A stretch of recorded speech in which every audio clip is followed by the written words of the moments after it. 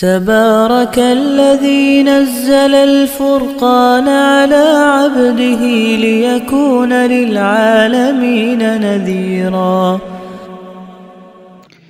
اسلامی تاریخ۔ مدینہ کے قبائل سے حضور صلی اللہ علیہ وسلم کا معاہدہ۔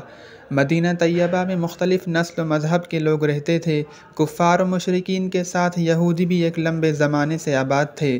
رسول اللہ صلی اللہ علیہ وسلم نے مدینہ پہنچنے کے بعد ہجرت کے پہلے ہی سال مسلمانوں اور یہودیوں کے درمیان باہمی تعلقات خوشگوار رکھنے کے لیے ایک بین الاقوامی معاہدہ فرمایا، تاکہ نسل و مذہب کے اختلاف کے باوجود قومی یکجہتی اور اتحاد و اتفاق قائم رہے اور ہر ایک کو ایک دوسرے سے مدد ملتی رہے۔ یہ معاہدہ حقوق انسانی کی سچی تصویر تھی۔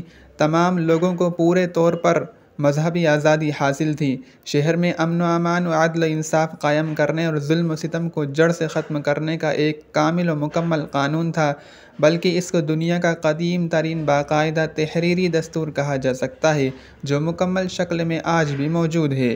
اس معاہدے پر مدینہ اور اس کے آس پاس رہنے والے قبائل سے دستخط بھی لیے گئے تھے۔